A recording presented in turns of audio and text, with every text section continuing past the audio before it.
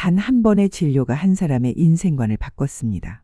미국 미네소타 출신의 유학생 에밀리 리처드슨. 감기에 걸려 서울의 한 병원을 찾은 그녀는 계산대 앞에서 눈물을 멈추지 못했습니다. 진료비는 단돈 5,300원. 하지만 그 영수증에는 한국 사회가 사람을 대하는 방식이 고스란히 담겨 있었습니다. CNN도 뉴욕타임스도 다루지 못한 이야기. 돈보다 인간의 존엄을 먼저 생각하는 나라 대한민국. 이 영상이 궁금하시다면 구독과 좋아요 부탁드립니다. 그럼 지금부터 시작합니다. 안녕하세요. 저는 에밀리 리처드슨입니다. 미국 미네소타에서 태어나 한국으로 교환학생을 온 지 이제 한 달이 되었죠. 낯선 언어, 빠른 도시, 그리고 끝없이 이어지는 사람들의 움직임 속에서 매일이 새로웠어요. 하지만 그 설렘도 잠시 갑작스러운 두통과 기침이 찾아왔습니다. 처음엔 그냥 피로라고 생각했어요. 그런데 열이 38도를 넘고 목이 칼날처럼 아파오자 이제 병원에 가야겠다는 생각이 들었죠. 그 순간 머릿속에 스친 건 미국에서의 기억이었습니다.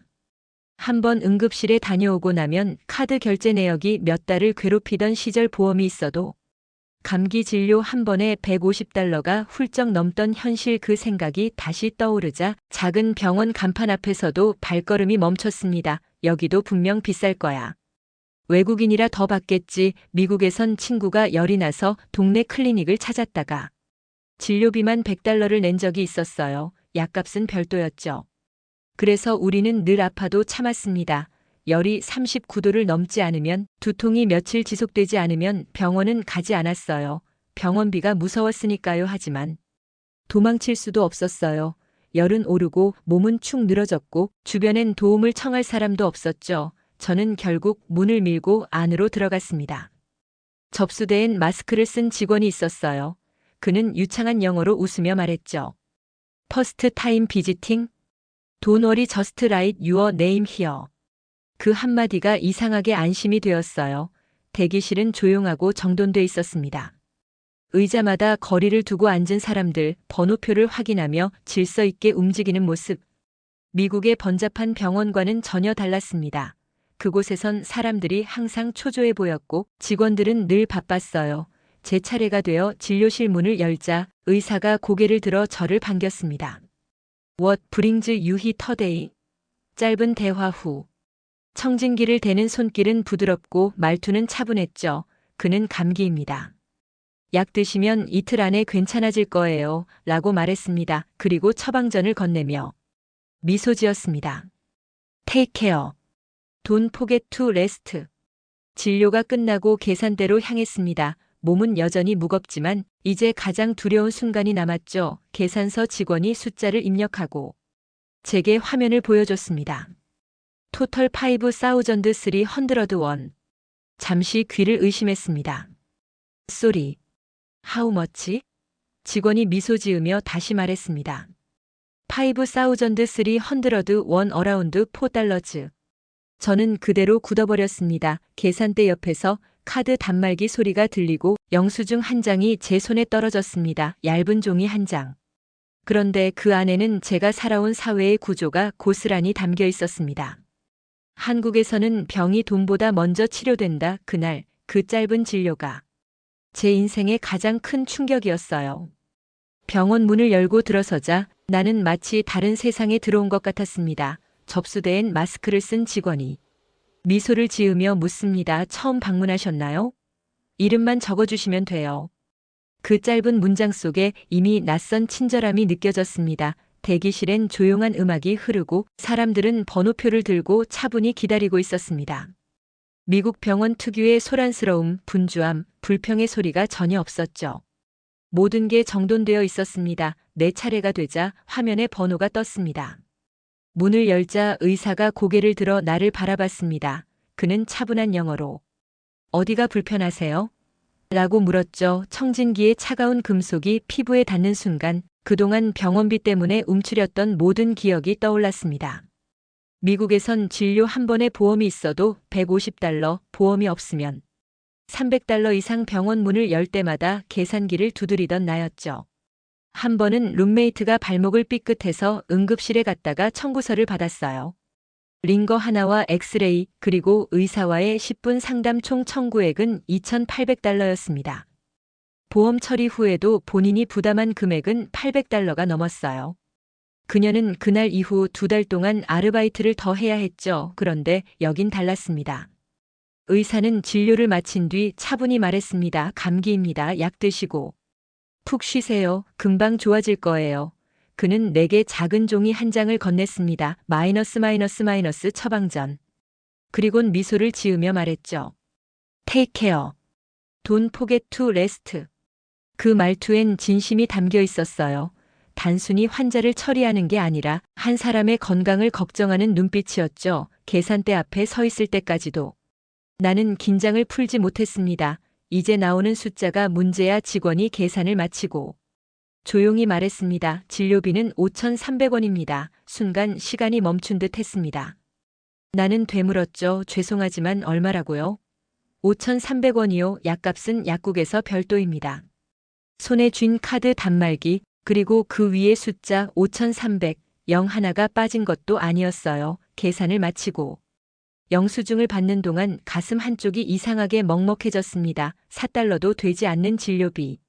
그런데 진료의 질은 내가 평생 받아본 그 어떤 의료보다 세심했습니다. 병원을 나오자 차가운 겨울 공기가 얼굴을 스쳤습니다. 손에 들린 얇은 종이 한 장.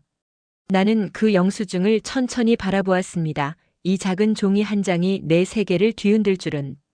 그때 몰랐죠. 집으로 돌아오는 길, 나는 계속 그 영수증을 들여다봤습니다. 얇은 종이 한 장, 길게 인쇄된 숫자와 병원 이름, 그리고 하단에 5,300이라는 금액.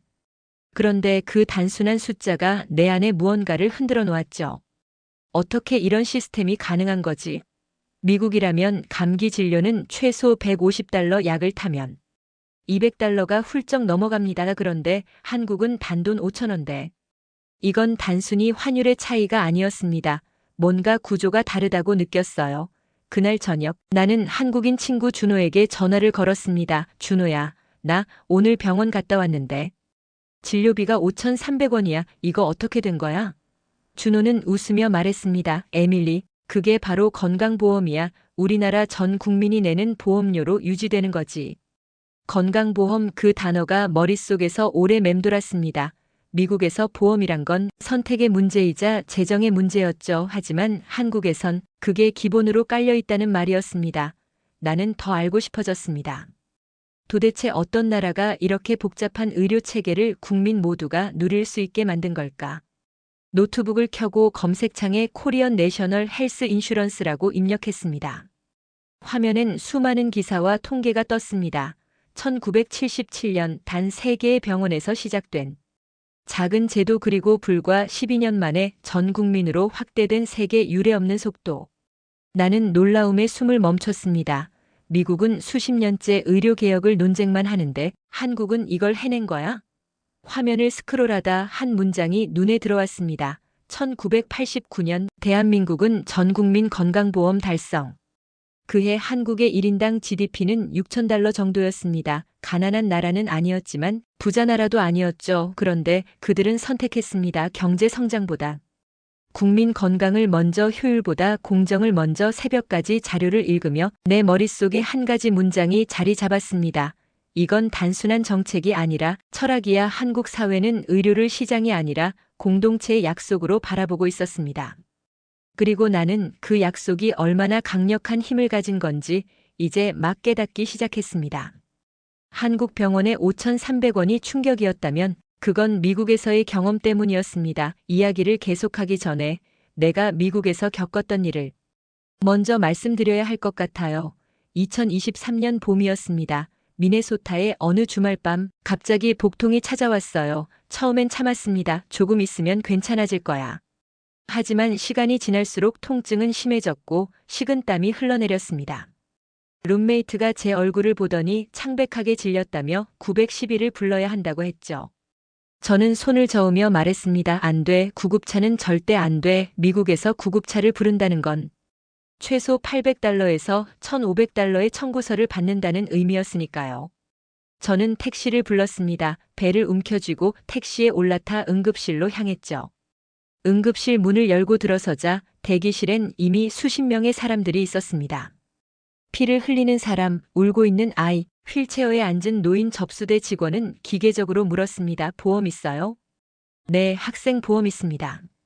카드 주세요. 디덕터벌 $500. 먼저 결제하셔야 해요. 진료도 받기 전에 $500. 저는 떨리는 손으로 카드를 건넸습니다. 대기실에서 3시간을 기다렸습니다. 통증은 계속됐고 간호사가 한 번 왔다가 곧 순서예요라고 말하고 사라졌죠. 주변엔 저처럼 고통스러워하는 사람들이 가득했지만 아무도 빨리 진료받지 못했어요. 그 3시간 동안 나는 주변을 관찰했습니다. 한 중년 남성이 가슴을 움켜쥐고 괴로워하는데도 1시간 넘게 기다렸어요. 어린아이를 아는 엄마는 울면서 간호사에게 호소했지만 순서대로 봐야 해요라는 답변만 돌아왔죠. 드디어 제 이름이 불렸습니다. 의사는 짧은 문진 후 링거를 처방했고 혈액 검사와 초음파 검사를 지시했습니다. 혹시 맹장일 수도 있으니 확인해 봐야 해요. 결과가 나오기까지 또 2시간. 결국 진단은 급성 위염이었습니다. 의사는 처방전을 건네며 말했죠. 스트레스 관리 잘하고 약 드세요. 진료 시간은 정확히 8분이었습니다. 응급실에서 총 5시간을 보냈습니다. 일주일 후 우편함에서 청구서를 꺼냈을 때의 그 느낌을 잊을 수 없어요. 첫 번째 봉투 병원 시설 이용료 $3,200, 두 번째 봉투 의사 진료비 $850, 세 번째 봉투 혈액 검사 $420, 네 번째 봉투 초음파 $780, 다섯 번째 봉투 링거 및 약품비 $650, 총액 $5,900. 한국 돈으로 약 780만 원이었습니다. 보험 처리 후 제가 실제로 낸 금액은 $1,200 하지만 그것도 제겐 엄청난 돈이었어요. 한 달 생활비가 사라진 거나 마찬가지였으니까요. 더 끔찍한 건 제 친구 중 한 명은 보험이 없었다는 사실입니다. 그는 비슷한 증상으로 응급실에 갔다가 $10,000가 넘는 청구서를 받았어요. 결국 병원과 협상해서 분할 납부를 시작했지만 2년 동안 매달 $400씩 갚아야 했죠. 그는 저에게 이렇게 말했습니다. 다신 응급실 안 가. 차라리 죽는 게 나아. 그날 이후 저는 병원이 무서웠습니다. 아파도 참았고 열이 나도 버텼어요. 많은 미국 친구들이 그렇게 살았죠. 웬만하면 차마 병원비가 더 무섭잖아. 그게 미국이었습니다. 세계에서 가장 부유한 나라 하지만 아프면 파산할 수도 있는 나라. 그래서 한국 병원의 5,300원이 더욱 충격이었던 겁니다. 챕터 4. 며칠 후 나는 서울대학교 근처의 작은 자료관을 찾았습니다. 그곳엔 대한민국 보건의료의 역사라는 전시가 열리고 있었죠. 유리 케이스 속에는 오래된 의사가운, 낡은 청진기, 그리고 빛바랜 문서들이 전시되어 있었습니다. 그중 내 눈을 사로잡은 건 한 장의 흑백 사진이었습니다. 1977년 의료보험 시범사업 실시라는 플래카드 앞에서 환하게 웃고 있는 사람들 사진 속 인물들은 모두 평범한 시민들이었어요. 그들의 얼굴엔 안도와 희망이 섞인 미소가 번져 있었습니다. 안내문을 읽어보니 그 시절 한국은 산업화가 막 시작되던 때였습니다. 경제는 성장했지만 질병은 여전히 가난의 상징이었죠. 아픈 사람들은 치료를 받지 못해 집에서 죽거나 빚더미에 앉았습니다. 그때 정부와 시민이 함께 만든 제도가 바로 국민건강보험이었습니다. 놀라운 건 그 속도였습니다. 1977년 시범사업 시작, 1989년 전국민 적용 완료. 단 12년 만에 전 국민에게 적용된 의료보험.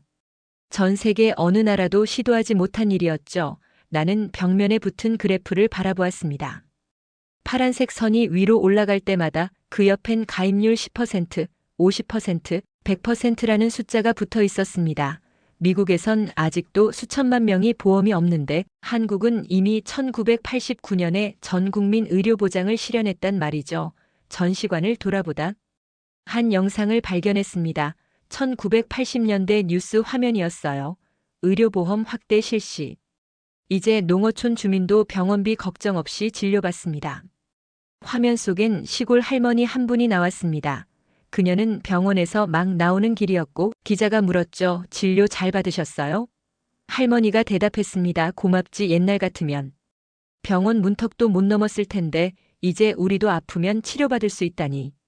그녀의 눈가엔 눈물이 맺혀 있었습니다. 그 순간 가이드로 있던 중년의 남성이 조용히 다가와 말했습니다. 그때는 가난했어요. 하지만 아픈 사람은 더 가난했죠. 그래서 다들 조금씩 나누기로 했던 겁니다. 그의 말은 마치 역사 속에서 울려나오는 목소리처럼 들렸습니다. 나는 그 말 한마디에 한국 의료의 철학을 이해하게 되었습니다. 한국의 의료는 단순히 제도로 만들어진 게 아니었습니다. 그것은 국민이 함께 세운 연대의 증거였죠. 밖으로 나와 하늘을 올려다보니 가을 햇살이 유리창 위로 반사되어 눈부셨습니다. 나는 마음속으로 중얼거렸습니다. 이 나라가 가난했을 때 병든 사람을 먼저 도운 나라구나. 그때 처음으로 나는 한국을 단순히 잘 사는 나라가 아니라 서로를 지키는 나라로 보기 시작했습니다. 미국의 그림자 집으로 돌아온 밤, 나는 창가에 앉아 조용히 커피를 마셨습니다. 불빛이 반짝이는 서울의 거리, 늦은 시간까지 편의점에서 음식을 사는 사람들, 그리고 그들 사이를 오가는 푸른 구급차 불빛이 눈에 들어왔습니다. 이상했어요. 저 불빛이 미국에서라면 공포의 상징이었거든요. 구급차는 비싼 청구서의 시작이었죠. 나는 노트북을 열고 미국 뉴욕타임스의 오래된 기사를 검색했습니다. 응급실 진료비 22,000달러 청구받은 여성의 이야기. 기사 속 그녀는 교통사고로 병원에 실려갔다가 퇴원 후 청구서를 보고 울었습니다. 보험이 있었지만 약관의 면책 조항 때문에 절반 이상이 본인 부담이었죠. 나는 스크롤을 내리며 가슴이 먹먹해졌습니다. 나 역시 그중 한 명이었으니까요. 다른 기사도 검색했습니다. 미국 개인 파산의 66%는 의료비 때문. 4천만 명의 미국인이 의료보험 없이 생활 당뇨병 환자, 인슐린 가격 감당 못해 사망한. 기사엔 이런 사연이 있었습니다. 26세 청년이 당뇨병 진단을 받았습니다. 인슐린이 필요했지만 보험이 없었죠. 한 달 약값이 1,200달러. 그는 인슐린을 아껴 쓰다가 결국 사망했습니다. 미국에선 이게 현실이었어요. 세계에서 가장 발전한 의료기술을 가졌지만 수많은 사람들이 치료받지 못하고 죽어가는 나라. 다시 생각해보니 내가 한국 병원에서 느꼈던 따뜻함은 단순한 친절이 아니라 두려움이 없는 공간이라는 점이었습니다. 나는 친구 준호에게 메시지를 보냈습니다. 준호야, 미국에선 병원비 때 제시도의 계속 문에 사람의 인생이 무너져. 한국은 어떻게 이런 걸 가능하게 한 거야? 준호의 답장은 짧았지만 깊었습니다. 우린 의료를 시장이 아니라 사회적 약속이라고 생각해. 그 문장을 읽는 순간 가슴 어딘가에서 묘한 떨림이 일었습니다. 미국에서 병원은 생존의 문턱이었고 한국에서 병원은 삶의 일부였습니다. 한쪽은 불안의 구조 위에 세워졌고 다른 한쪽은 신뢰의 구조 위에 존재했죠. 나는 노트북 화면을 덮으며 조용히 속삭였습니다. 같은 인간인데 왜 이렇게 다른 세상을 만들어야 했을까? 그날 밤 서울의 네온 사인이 유난히 따뜻하게 느껴졌습니다. 아마도 나는 그때 처음으로 정의로운 시스템이 주는 안도감을 배운 것 같습니다. 며칠 후 나는 한국 병원의 응급실을 직접 관찰할 기회를 얻었습니다.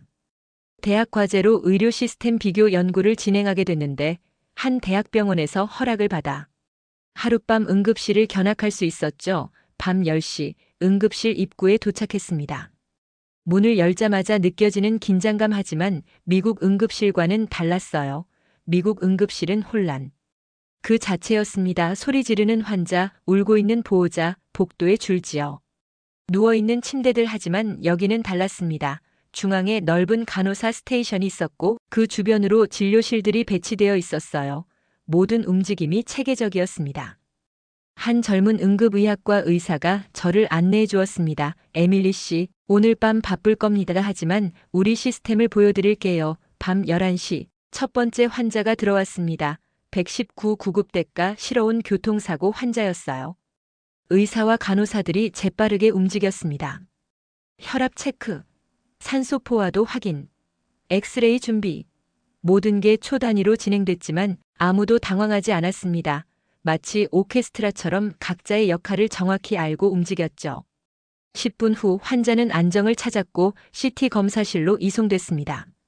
밤 12시 고열로 온 아이가 엄마와 함께 왔습니다. 미국 같았으면 최소 2시간은 기다렸을 상황이었어요. 하지만 중증도 분류 간호사가 빠르게 상태를 확인하고 15분 만에 진료실로 안내했습니다. 의사가 아이를 보며 부드럽게 물었습니다. 언제부터 아팠어요? 엄마가 떨리는 목소리로 대답했죠. 저녁부터요. 열이 39도까지 올라가서. 의사는 차분히 진료했습니다. 청진, 목 확인, 혈액 검사 처방 그리고 엄마에게 말했습니다. 걱정 마세요. 검사 결과 나오면 바로 설명드릴게요. 새벽 2시. 응급실은 여전히 분주했습니다. 하지만 그 안내해주던 의사는 한 번도 자리를 뜨지 않았어요. 나는 물었습니다. 언제 쉬세요? 그는 웃으며 대답했습니다. 24시간 근무입니다. 내일 아침 9시에 교대해요. 그럼 밤새 이렇게? 네, 우리나라 응급실은 365일 24시간 돌아갑니다. 누군가는 밤에도 깨어 있어야 하니까요. 새벽 4시, 가장 조용한 시간이었습니다. 의사는 간호사 스테이션에 앉아 차트를 정리하고 있었어요. 나는 옆에 앉아 물었습니다. 왜 의사가 되셨어요? 이렇게 힘든데. 그는 잠시 펜을 내려놓고 창밖을 바라봤습니다. 제 어머니가 병원비 때문에 치료를 미루셨던 적이 있어요. 그때 저는 어렸고 무력했죠. 다행히 어머니는 괜찮아지셨지만 그 기억이 남아서 아픈 사람이 돈 걱정 없이 치료받을 수 있게 하고 싶었어요. 그의 눈엔 진심이 담겨 있었습니다. 새벽 5시, 한 노인이 가슴을 움켜쥐고 들어왔습니다. 심근경색 의심 환자였어요. 응급실이 다시 발 빠르게 움직였습니다. 심전도. 니트로글리세린 투여. 심장내과. 당직 콜. 10분도 안 돼서 심장내과 전문의가 달려왔습니다. 그리고 환자는 바로 중환자실로 이송됐습니다. 나는 그 순간을 보며 깨달았습니다. 한국 응급실은 단순히 빨리 치료하는 곳이 아니라 생명을 지키는 최전선이라는 것을. 아침 7시 해가 떠올랐습니다. 밤새 그 의사는 쉬지 않고 환자들을 봤습니다. 교통사고 환자, 고열의 아이, 심장마비 노인, 그리고 술에 취한 청년까지 모두를 똑같이 성심성의껏 대했습니다. 교대 시간이 되어 다른 의사가 왔고 그는 간단히 인계를 마쳤습니다. 나는 그에게 마지막으로 물었습니다. 이렇게 힘든데도 계속하시는 이유가 뭐예요? 그는 피곤한 얼굴로 미소 지으며 대답했습니다. 제가 여기 없으면 누군가는 치료를 못 받을 수도 있잖아요. 그게 싫어요. 응급실을 나오며 나는 미국과 한국의 차이를 완전히 이해하게 됐습니다. 한국의 의료는 시스템이 아니라 사람이었습니다. 밤을 새우는 의사, 환자를 돌보는 간호사, 그리고 그들을 지원하는 나라 미국에선 의사도 비즈니스맨이었지만 한국에선 의사가 여전히 의사였습니다. 어느 날 나는 내가 진료받았던 그 병원을 다시 찾았습니다. 이번엔 환자가 아니라 관찰자로요. 병원 1층 카페에서 커피를 마시며 로비를 바라보는데 하얀 가운을 입은 간호사 한 명이 휠체어를 밀며 천천히 걸어 나오고 있었습니다. 휠체어에는 한 노인이 앉아 있었죠. 간호사는 문 앞까지 노인을 배웅한 뒤 조심스레 허리를 숙여 인사했습니다. 감기 조심하세요. 또 뵙겠습니다. 노인은 미소를 지으며 대답했습니다. 당신 덕분에 많이 좋아졌어요. 그 짧은 장면이 내 마음에 오래 남았습니다. 미국에서는 의료진이 환자에게 감기 조심하세요라고 인사하는 걸 거의 본 적이 없었거든요. 거긴 늘 바쁘고 효율이 중요했죠. 하지만 여기서는 한 사람을 진심으로 돌보는 눈빛이 있었습니다. 나는 병원 관계자에게 허락을 받아 하루 동안 병원 내부를 둘러보았습니다. 의사들은 점심시간에도 회의실에 모여 환자 데이터와 케이스를 공유하고 있었고 간호사들은 교대가 끝나도 남아 환자 가족에게 설명을 이어가고 있었습니다. 왜 이렇게 열심히 하세요? 내가 한 젊은 의사에게 물었습니다. 그는 잠시 웃더니 이렇게 답했죠. 우리에겐 환자가 곧 가족이에요. 그리고 제 가족도 언젠가 이 병원에 올 테니까요. 그 말에 나는 한동안 아무 말도 하지 못했습니다. 가족처럼 대한다. 너무 단순한 말이지만 이곳의 모든 시스템이 그 철학을 중심으로 돌아가고 있다는 걸 깨달았습니다. 오후엔 약국을 들렀습니다. 약사가 한 노인에게 약을 설명하고 있었어요. 이 약은 하루 3번 식후에 드세요. 절대 공복에 드시면 안 돼요. 노인이 고개를 끄덕이자 약사는 다시 한번 확인했습니다. 이해하셨죠? 혹시 헷갈리시면 다시 오세요. 미국에선 약국에서 그렇게 친절하게 설명해 주는 걸 본 적이 없었어요. 처방전 주면 약 주고. 끝. 그게 전부였죠. 접수, 진료, 처방, 계산. 이 단순한 흐름 뒤에는 한 사람의 삶을 존중하려는 무수한 손길이 있었습니다. 저녁이 되어 병원을 나설 때 나는 로비에서 그 간호사를 다시 만났습니다. 그녀가 내게 미소를 지으며 말했죠. 오늘 또 오셨네요. 건강하시죠? 나는 잠시 머뭇거리다 대답했습니다. 네, 덕분에요. 그리고 고맙습니다. 그 짧은 인사 속에 담긴 진심이 그 어떤 제도적 설명보다 강하게 내 마음을 흔들었습니다. 한국의 의료 시스템은 기술이 아니라 사람으로 완성된다는 걸 그날 나는 처음으로 알았습니다. 세계가 배우지 못한 것 몇 주 뒤 나는 논문 자료를 찾기 위해 서울대학교 도서관을 찾았습니다. 서가 한쪽엔 글로벌 헬스 시스템이라는 이름의 두꺼운 책들이 줄지어 있었죠. 나는 미국, 영국, 캐나다, 일본의 의료 모델을 비교하는 논문을 펼쳤습니다. 각 나라가 가진 복잡한 보험 구조, 이익단체, 민영화된 병원 체계. 그 안엔 수많은 이해관계가 얽혀 있었습니다. 그런데 한국은 달랐습니다. 이익보다 합의를 택했고 속도보다 공정을 우선했습니다. 1977년 첫 시범 사업 당시 한국의 1인당 GDP는 $1,000가 채 안 됐습니다. 하지만 국민들은 보험료를 내겠다고 결정했습니다. 세계은행 보고서에는 이렇게 기록되어 있었습니다. 한국은 의료를 공공재로 본 드문 사례다. 그들의 선택은 경제적 효율보다 사회적 신뢰를 우선시했다. 그 문장을 읽는 순간 머릿속이 멈췄습니다. 미국은 기술의 나라, 자본의 나라입니다. 하지만 한국은 신뢰의 나라였어요. 의료는 단순히 몸을 고치는 산업이 아니라 사회를 연결하는 약속이라는 사실을 한국은 증명해낸 겁니다. 나는 한국보건복지부의 한 전직 관계자를 인터뷰했습니다. 다른 나라가 왜 이 모델을 복제하지 못할까요? 그는 잠시 생각하다가 조용히 답했습니다. 제도는 복제할 수 있지만 문화는 복제할 수 없습니다. 그 말이 모든 걸 설명했습니다. 한국의 의료 시스템은 정책이 아니라 문화의 결과였습니다. 서로를 돕는 게 당연하다고 믿는 사회, 누군가의 아픔을 공동의 문제로 여기는 정서, 그리고 불평등보다 연대를 택한 역사적 기억. 다른 자료도 찾아봤습니다. WHO 보고서에는 한국 의료 시스템의 성과가 자세히 나와 있었어요. 한국은 전국민 의료보장을 달성한 후 평균 수명이 20년 이상 증가했다. 영아 사망률은 10분의 1로 감소했으며 만성질환 관리율은 선진국 수준에 도달했다. 숫자로 보면 더 놀라웠습니다. 한국의 의료비 지출은 GDP의 8% 정도, 미국은 17%가 넘습니다.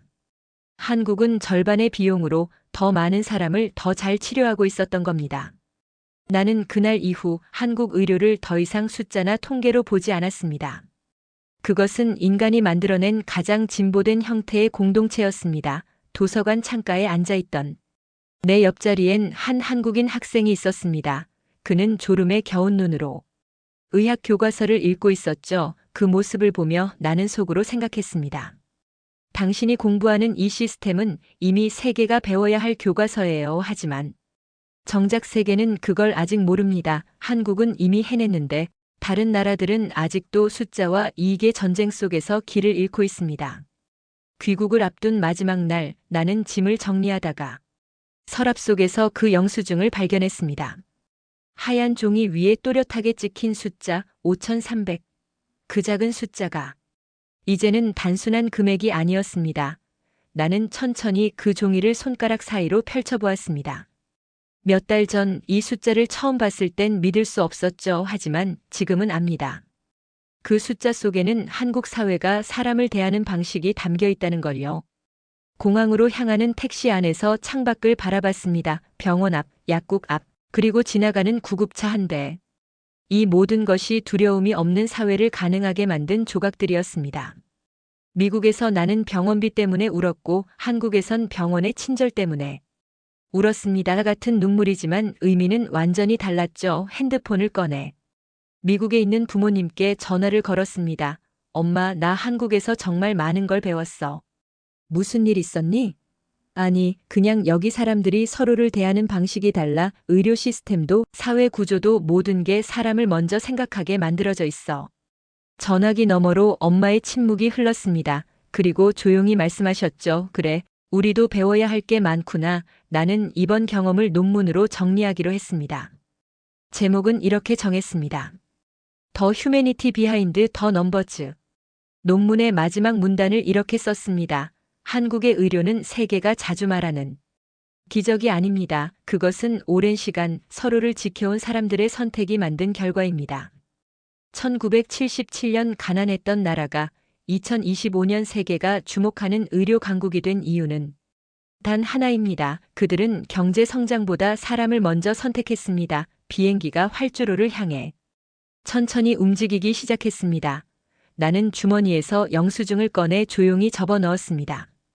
그리고 속삭였습니다. 이건 단순한 병원비가 아니라 내가 만난 가장 인간적인 나라의 증거야. 창밖으로 보이는 서울의 불빛이 멀어질수록 내 안엔 이상한 확신이 자라났습니다.